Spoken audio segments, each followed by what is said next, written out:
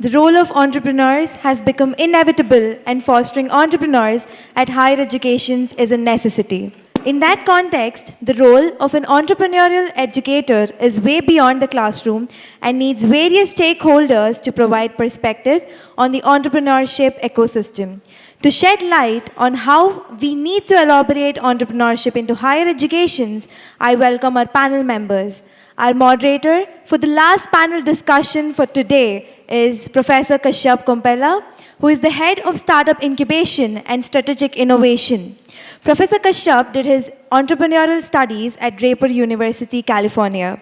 He's a serial entrepreneur with a demonstrated history of working with startup ecosystem. He's also skilled in marketing and sales, community building, business development, growth, and product management. Honored to have you at this August event, sir. Our esteemed panel includes Mr. Surendra Tipparaju, Director at Microsoft. He sees that human plus machine combination can unlock unlimited potential to shape the future.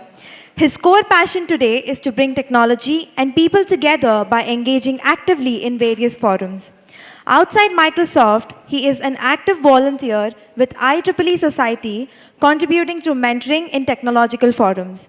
His goal is to be a lifelong learner, lead to take challenges, and inspire as many people as possible through technology in every possible scenario to enhance the human condition. A pleasure to have you join us, sir. Next, we have Mr. Shrikant Sinha, who is the CEO of Telangana Task.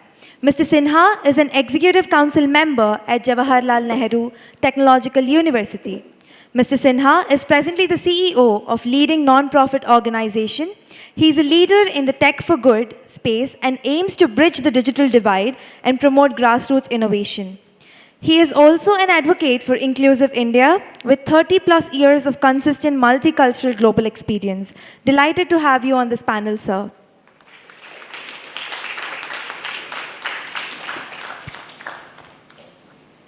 Next, we have Dr. Shrirupa Sengupta, who is the Assistant Professor at Goa Institute of Management.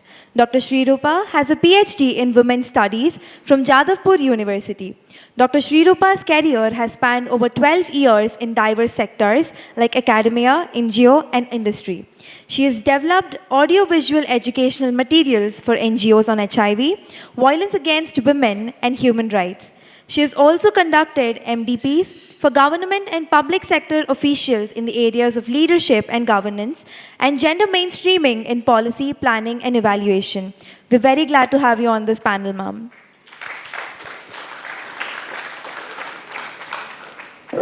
I would now request the moderator, Professor Kashyap Kompella, along with the other panel members to shed some light on bringing common sense to higher education through entrepreneurship. Please give a round of applause to our panel members. Thank you. So I just will kickstart with the first conversation I was having with my fellow panel. I was just asking him like I found that he's using a Microsoft product. So I was just asking him like curiously like, he works for Microsoft, so he just told me that he was involved in the design elements of some of the things. So I think this is probably the spirit of entrepreneurship, just to give a glimpse to both the academics and the non-academics. I think the first thing is the curiosity, right? So when we talk of entrepreneurship, a lot of people talk of people who solve problems and people who actually create impact through ventures. I think just to give an offset to the topic, I think we have three different diverse kind of profiles here of the panel. So one from the industry, he's been like with Microsoft for over 17 years, right from engineering to now a senior director. Then we have somebody from the government. I think that's a very different perspective, representing the Telangana government and driving the skill and knowledge from Telangana government. And then we have somebody from the academics, well to suit, the discussion today is about bringing common sense in higher education through entrepreneurship. And common sense, they say, is not that common. Just to, so common sense is very hard, probably one of the hardest things to get. And I think in my discussion with, Shrirupa, I think she said, while academics, build a lot of, theory and foundations, which is very important, it is an industry and entrepreneurs who actually bring the common sense to the play. I think that as a pretext, not to undermine, of course, any of the academic sort of rigor and the kind of research that is done, and also to give enough sort of impetus on not just building entrepreneurs, but building entrepreneurial thinking, right? I think that could be a pretext of this conversation in the next half an hour. So I'll just quickly kind of give it to all the three panel members to kind of shed some light on when you say entrepreneurship, right? I think you coming from the industry, what is the first thing that strikes you when you say like entrepreneurship in education?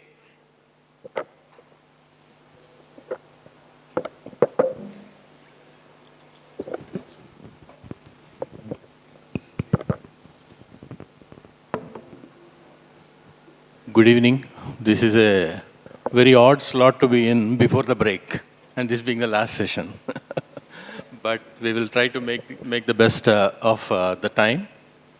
I think first thing I should appreciate or even admire the person who basically framed the title, bringing common sense to the education from entrepreneurship. It requires some daring to get the title on the slide. First thing for that.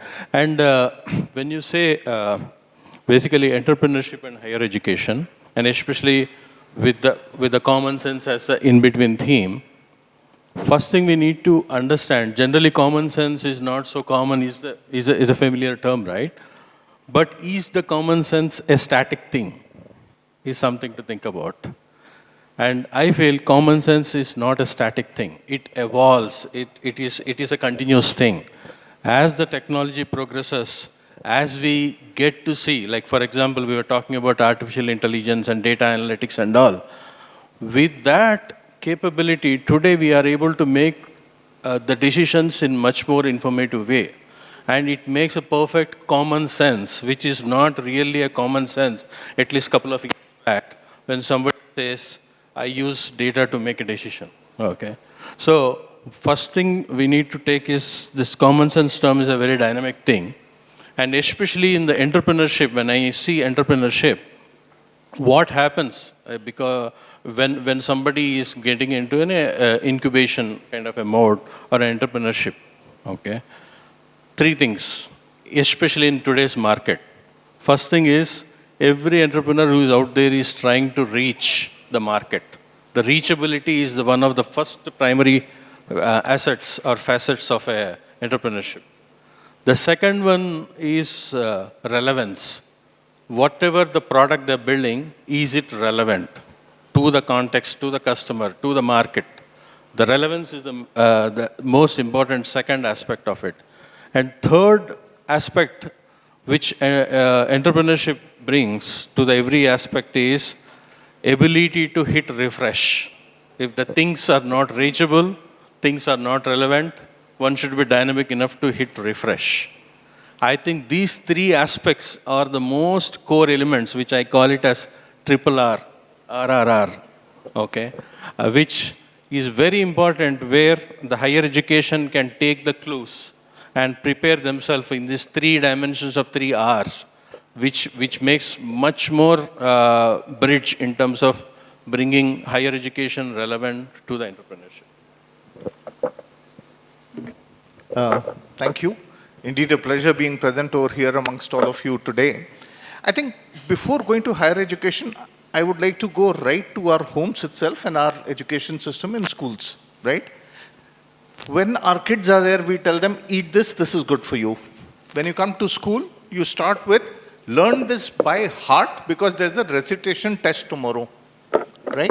When you come to the college, there you are told, this question is important from an examination point of view, right? Where have you got them this thing that was discussed in the last panel, which is curiosity? Where was the thinking coming from? Today, what is happening is, if you look at any technology innovation, what they do is very simple. They come up with a Raspberry Pi or an Arduino board, put some motors, put 3-4 IoT sensors. If it is anything to do with a 3D printed part, they would add that. Now the solution is ready. Now let me go and start looking at a problem. Right? So it's approach is cart before the horse itself. I'll take a very simple example. My heroine right now is this 11 years old girl from Telangana, right? One of the rural villages, a school girl. Her parents used to have a problem of getting the right price in the market, right? So what she did was something very unique. Tied 2 sticks on one side, right, with a string, creating a wedge in between, placed it over a bucket which is higher in height than the 3 utensils that she keeps underneath it. In the evening, when the parents come back from the farm or the garden with the lemons, all she does is rolls it down. The smallest one drops first, the middle size, and the larger one, right? Now, that is innovation. That is solving a problem, correct? Our education system is not geared for it. I was happy that, Nishant spoke about the new education policy, because if you look at it, now we are looking at holistic education for the first time. We are letting people understand how to think for themselves, which has never been done in the past. And that's where today, if you look at, should entrepreneurial education be there for all? Yes. Who are we to tell anyone that you can become an entrepreneur and you cannot? It's important today. And what are we looking at in the future? All the skills, etc., that are coming together. Everything that is happening. Industrial Revolution 3.0 was one technology, internet. 4.0 is a host of 10 technologies coming in together, right? Everything is now on the cusp. MedTech, EdTech, everything is on the cusp. We have to train people, right, who will work in this industry. Jobs we have to train for which have never been created. So why not help them become job creators instead of job seekers? And that's the reason why I feel entrepreneurship is a must. It should be done. Even if a person doesn't become a startup today or a unicorn or a unicorn, right? At least let them have that entrepreneurial mindset when they are working in an organization. Good evening, everyone, and thank you, Woxsen, for the brilliant event. And of course, the last panel spoke brilliantly about curiosity and creativity, and of course, taking cues from what my learned panelists have mentioned. I think what entrepreneurial intention basically does is we sometimes, and I come from the business school, and I say this in a panel that it does become a little elitist that, we create managers who think they know everything. And we felt almost 10 years ago that that kind of a complacency needs to be challenged. And if you want to challenge that kind of a complacency, you need to throw them into the real world and tell them, go out and solve the wicked problem. That was 10 years back when we took up to teaching entrepreneurship, that was one of the thoughts. The other thing that 10 years ago, GIM or Goa Institute of Management also realized was, can we create managers who seize an opportunity even in crisis? Of late, because of the pandemic, we are now talking more and more about agility. That is becoming part of the ethos of the management education. And also we are talking about, on the other hand, how to create resilient organizations. Now, all of these I'm not saying we were not teaching, but it's the entrepreneurial journey that you do.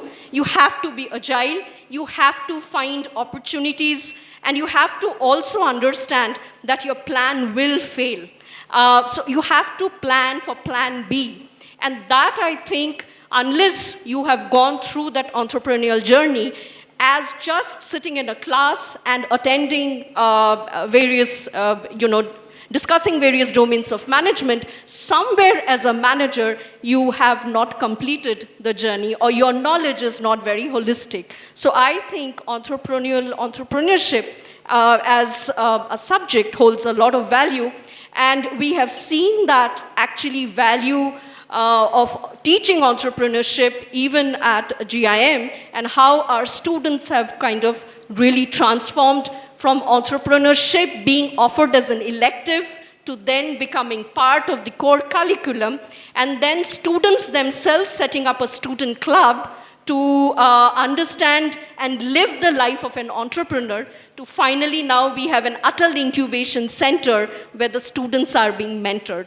So rightly, and I do agree that entrepreneurship and entrepreneurial spirit should be an integral part of higher education. Yeah, I think quickly on that, we just had a brief interaction on that. So as a B school, right, I think one of the first things that students look for is a placement. Now, this is probably a thing that most people don't like to talk about, but I think let's do this because it's a wicked problem as well. So how do you kind of get students to get into an entrepreneurial mindset and eventually maybe, startup founders, while, most of them come with an aspiration to get a 20, 30, 40 lakh package in a company? So how do you as GIM, any best practices that you can share in getting the spirit of entrepreneurship in some of the students? So I don't think it's been really an easy journey for Goa Institute of Management, and it has really taken 10 years for them to crack it. But initially, of course, very few students became entrepreneurs. Since 2010, we've been offering course on entrepreneurship, and in 2012, we had the entrepreneur cell, which was formed exclusively by the students. Now, that was a game changer in its own way, because students themselves were living life of an entrepreneur, trying and understand what it is, and they got interested. Over years, we had more of our graduating students becoming entrepreneurs. We have about 40 to 50 entrepreneurs now. So now to make sure that in a B school, entrepreneurship can also be a career option, not just the regular options that are there, we invite our alumni. Our very successful alumni who are entrepreneurs, they come in as part of the induction program to say on both hands, being an entrepreneur is not easy. You have to take the risk and you have to take all that comes with it. However, if you are interested in it, this is the journey. I think involving our own students, our alumni, in part of this entire discussion has really helped us to push for the fact that being an entrepreneur can also be a career option. Absolutely, I think couldn't agree more. Let's switch some gear. I think in terms of the corporate point of view, I think if you've been you've been associated with Microsoft for quite long and you've recruited a lot of engineers. So what's the role of entrepreneurial mindset, especially Microsoft being a very entrepreneurial sort of ecosystem, which, there's a Microsoft startups, right? And you support a lot of startups. So in terms of your, talent, right? And when you look at fresh recruits, how do you kind of assess people in terms of their entrepreneurial capacities? And what role does, education play in nurturing that so that, they're more kind of employable in an organization like Microsoft?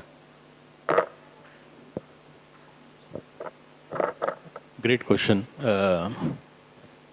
One thing very important, especially coming out of college and getting into any corporate house, be it Microsoft, Amazon, Google's and other things, one of the important aspects which we look for is, first thing, from the school, what happens? Somebody would have actually had a very good intelligent quotient, and a school, like a business school like this, will definitely teach a lot of emotional quotient in terms of handling situations, success, failures, and other things. With that, there is a certain set of qualification that has been set. Now, once you enter into an enterprise in an organization, there are two very, very fundamental important quotients which we evaluate. One is the social quotient, the ability of a person in order to collaborate, in order to rally the team, and ability to basically share the idea and just basically rally the people behind him, be it his manager, be it his peers, be it his extended teams, and globally. So the social quotient is the most important aspect. And I have seen over I've been with Microsoft over 17 years and around 5 to 6 years work in various countries. Once they come into the enterprise, this social quotient they learn mostly on the job, okay? And today, being the enterprise being very dynamic with respect to their quarterly targets, yearly targets and all, that productivity is measured on day in, day out, okay? So the social quotient, because now, without any social engineering, no product or no service is prevailing, okay? So that aspect of it, if we can basically left shift towards the educational curriculum, how somebody is able to handle in terms of a social aspect of it. Because in data science and AI, we call it something called citizen data scientist. Citizen data scientist is nothing but ability to engineer the social aspect of it. Whenever we roll out a product or a service, how relevant it is to the market, how socially it is acceptable. That is one aspect of it. The second aspect of it is, which I call it as cultural quotient. Because every individual, I think one of the previous forums we talked about the culture, every individual has a cultural aspect of it. It is not about the uniformity that everybody joins this company has to be uniform in terms of the thought process, in terms of the product, in terms of services. It is about the unified thought process. It is not about uniformity. So the cultural aspect of what unique he or her bringing it to the table and making it basically bringing the diversity of thought with respect to the product or services is the most important aspect of it. The social quotient and cultural quotient are the two important metrics in terms of succeeding in an enterprise. And that is what has been one of the mantras with respect to my teams. And during the interview process, when we have multiple rounds, generally in Microsoft we take around 6 rounds of interview. Every interview is about 1 hour. And there is a technical round, there is this aspect of social and cultural aspect of it. The underlying theme, when all the interviews happen, the underlying theme this board meets and when they picks it up is, if I am hiring that person, at some point of time, can I work for him? Is the question one should ask, okay? Because if I cannot work for him, I don't think he will be fit into the organization. So that's the kind of a dimension we basically put in with respect to looking at the person and putting him to the success ladder within the enterprise. So I think amazing point in terms of cultural sort of things. I think a lot of startups want to build a culture.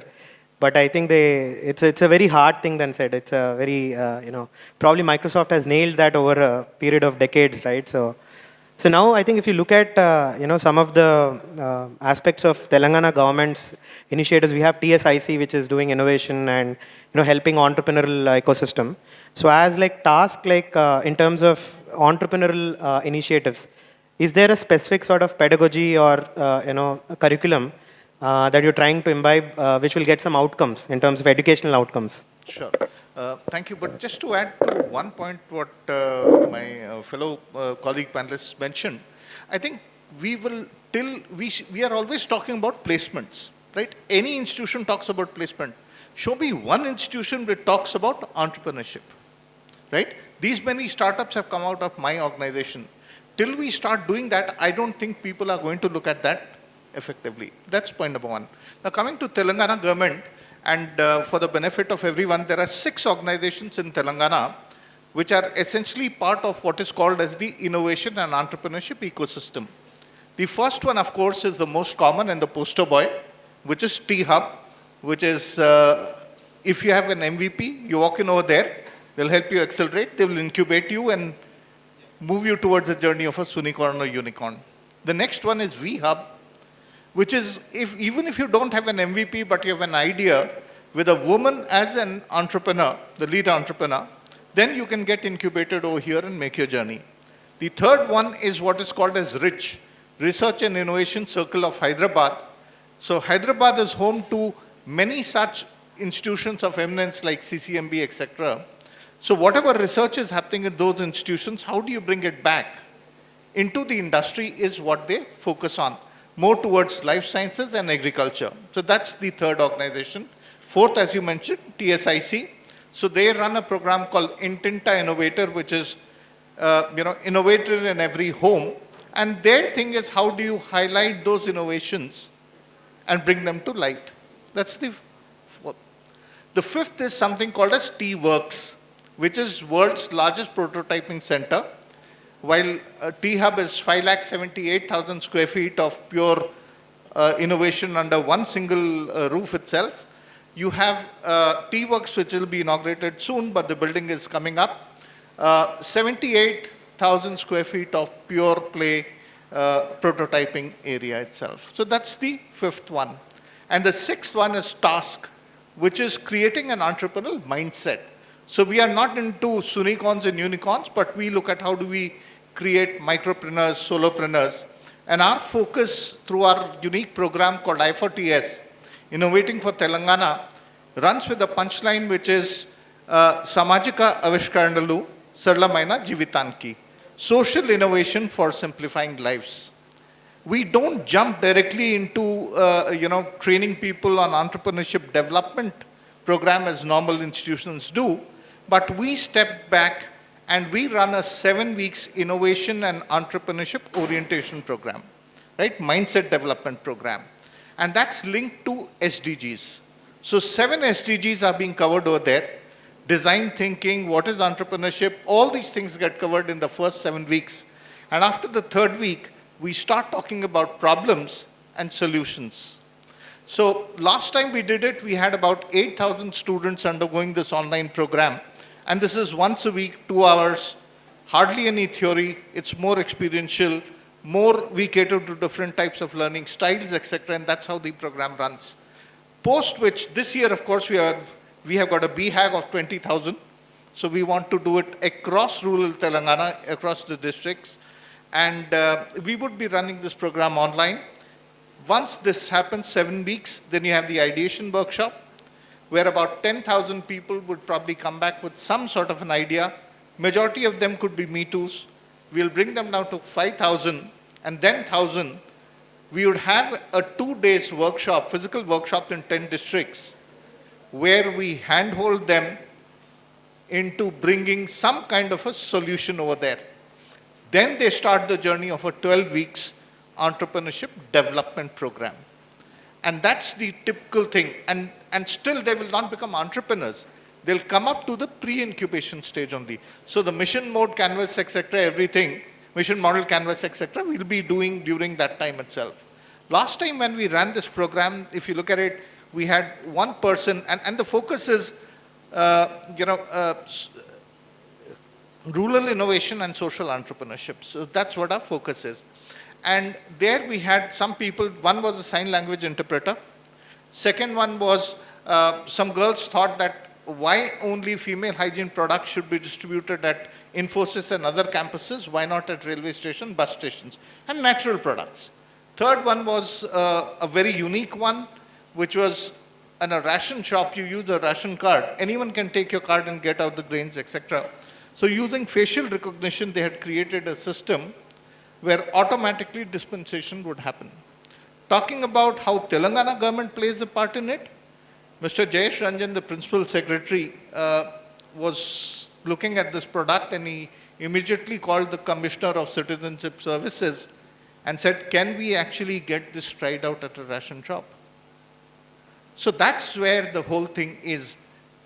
Telangana government promotes entrepreneurs into various kind of procurement, etc., etc. For example, my LMS is developed by one of the startups from VHub itself.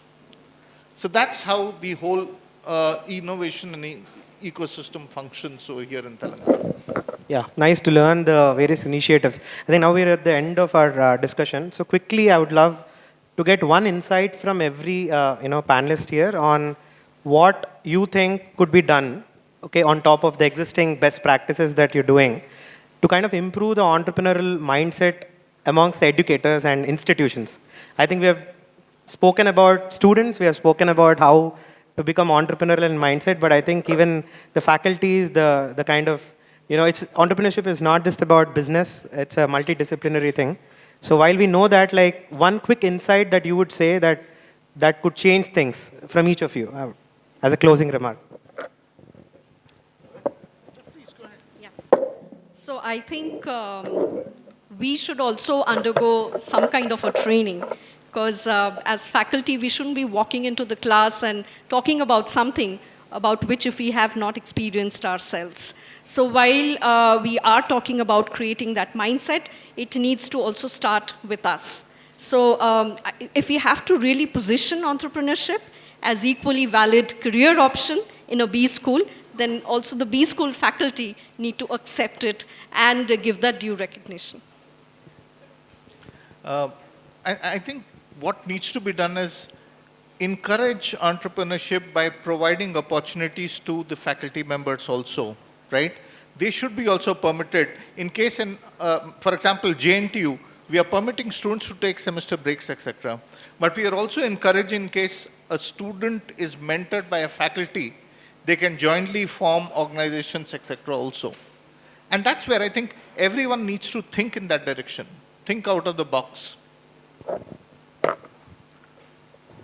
From my point of view, as Sinha sir was mentioning, Telangana government and in general throughout the India, the ecosystem has been very, very well built and building rapidly, especially T-Hub, the Task and TIE.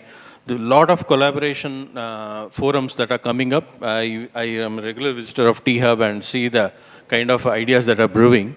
One insight I would take is the educational institutions like Woxsen and other universities should start something called Idea Hub, just like a T-Hub, Idea Hub, where the multiple universities and the colleges within the campuses itself, various divisions, can actually create a repository of ideas by actually debating and discussing various opportunities and various problems which are out there.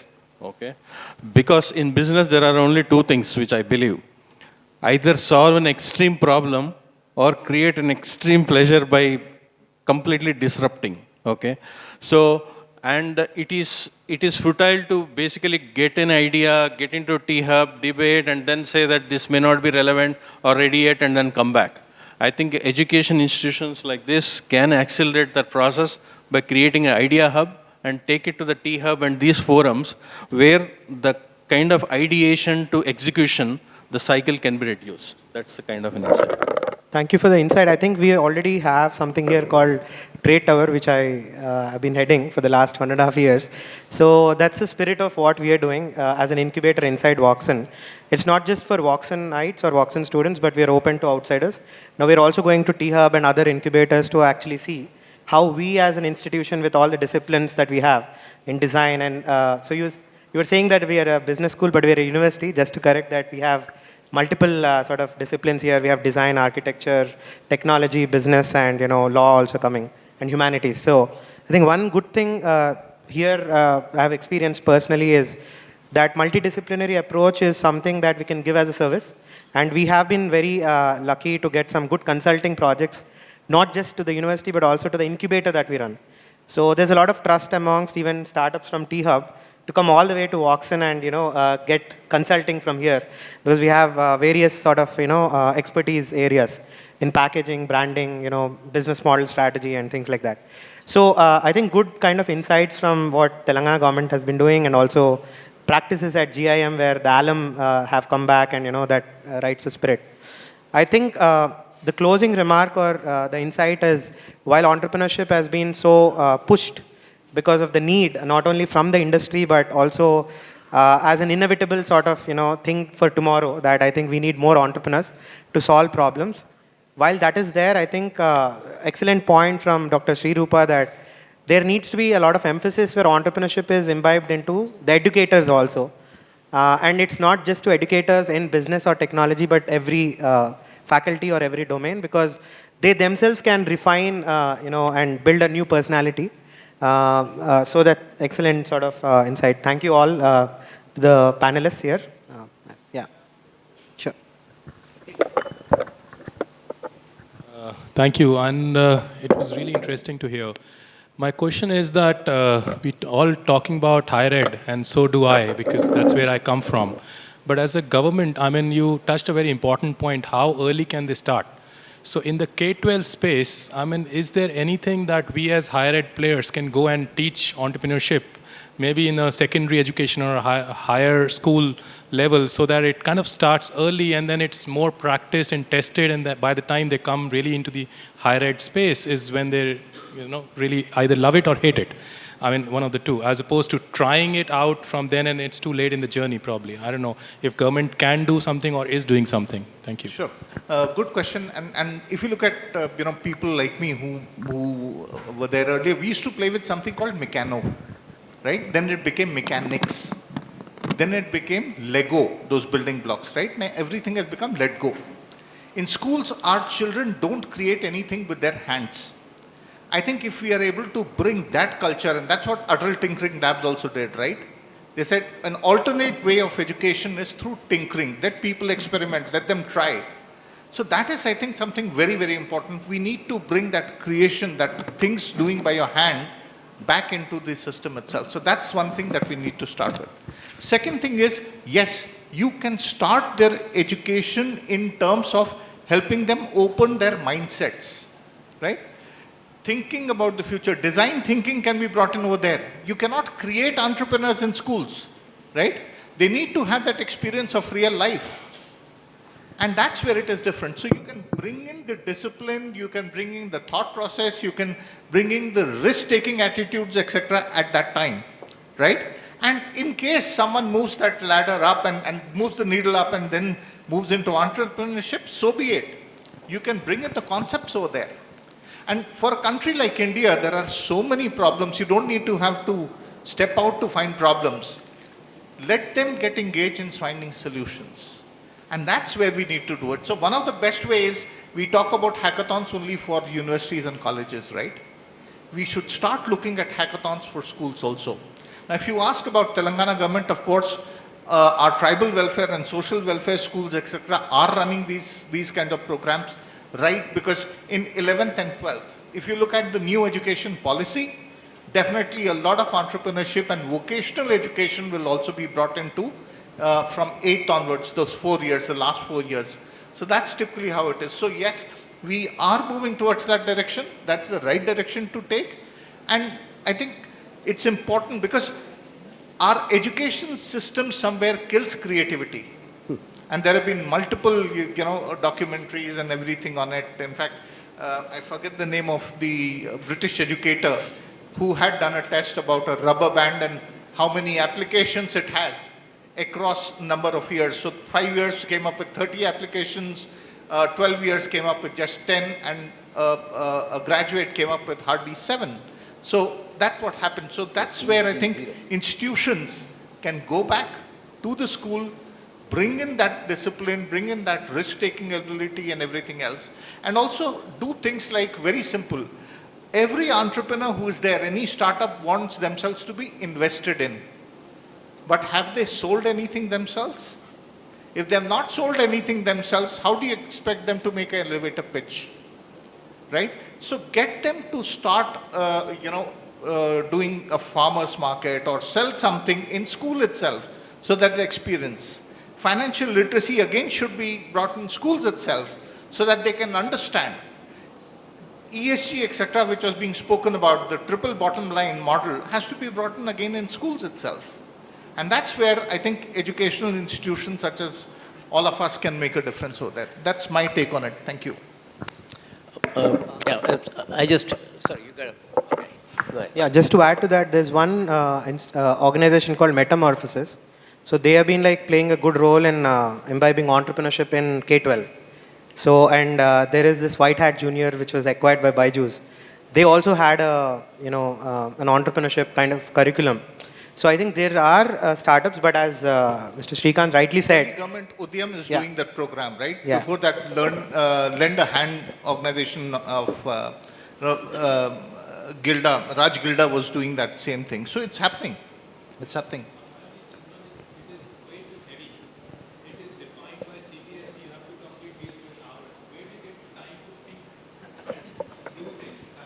That's where the challenge is. It's a sword hanging on a head. Even if you look at the curriculum in colleges and universities, right? How do you take out the time for this thing? So you have to make the subjects, and that can only happen, thankfully now under NEP, they have given up to 40% can be done online, right? If you look at the model, blended learning model is here to stay, right? Thankfully. So over there you can shift instead of teaching, right? I think we need to be facilitators. And that's where you'll be able to get time out of the curriculum for these kind of activities. Just to add to that point, very good question and insight. One thing is we as like entrepreneurs or the professionals, what we can do, while the system we cannot change, as you said, the CBSE portion is fixed, exam schedule is fixed, there's a lot of pressure. But in the whole year, take like one period, like October is usually a vacation week, January is a vacation week. In that, what we are doing from Microsoft, we just have a set of people. We created a concept called time and hope. Okay, the time is basically I dedicated 2 hours of time to go and spend in some rural school, and then create a hope for them that what they can explore. And what you do in the 2 hours is talking about some kind of scenario, simulation kind of a thing, like experiential learning, where you play a kind of a business owner, you play a employer, you play a project manager, you play a kind of a researcher kind of a role, and do some role play. Because in our day-to-day life in enterprise, we see a lot of scenarios. We can actually make them do that play, and we have seen like tremendous amount of ideas coming from them. Okay, that experiential learning is very, very important. That is something which we all can commit to. That's what I can. Yeah, thank you for a fascinating discussion. I am curious. According to the U.S. Small Business Administration statistics, most small businesses fail within 2 years of operations not because of it was a bad idea, but because they didn't have money. So I am curious in terms of the initiatives taken by the governments. When you send out an entrepreneur with an idea, do you get back a lot of people saying, I'm sorry, I didn't have money, or I failed, I didn't work hard? How do you recover from that? What kind of opportunities do they have to come back and talk to you and maybe move it forward to give them some push? Yeah, you're right. The failure rate is quite high. But the best part is in our day and generation, failure used to be equal to fatality, right? Nowadays, people are very resilient. If you fail hard, you fail fast, and move on. And that's typically what it is. And if you look at it, why most of the people fail is not because of some reason which is, they're very, very logical things, right? Listening to the market. This has been going on from the time of Hindustan Unilever, right? So they had this toothpaste problem which they were able to solve by listening to the users itself. So all these things have to be imbibed in the curriculums itself. So as he was mentioning, role plays and these kind of scenarios play a huge part. Helping them understand what is the market, test beds. Test beds are most important. Half of the people come up with these solutions, and especially, believe you me, I've been in a jury in multiple. Prior to this, I was CEO of NASCOM Foundation, where I used to run the India's largest social entrepreneurship program called as NASCOM Social Innovation Forum. A lot of people will come up with a solution, but they have not even tested it, right? Now, all these things add up to failure at a later stage. Entrepreneurs who are the tech entrepreneurs, especially I'll talk about them, they are alone, right? They don't have a partner who can balance the thing. And that's where, as in the panel which is said, tech and business have to go hand in hand. And why only business, finance, etc.? Everything has to go in hand in hand. Today we are talking about STEAM education instead of STEM only. I think that's where we need to do it. As far as government is concerned, definitely, we are trying to ensure that give the right kind of, in fact, there is a 6M and a 2P model that T-Hub has in place to ensure that people who once come into their incubation program move up the ladder itself and they are able to become successful. Government on that side, as I said, supports all entrepreneurs, etc. So we don't have this, for government procurement, the 5-year rule or the 3-year rule. If you are an entrepreneur, we'd go ahead and support you. Thanks.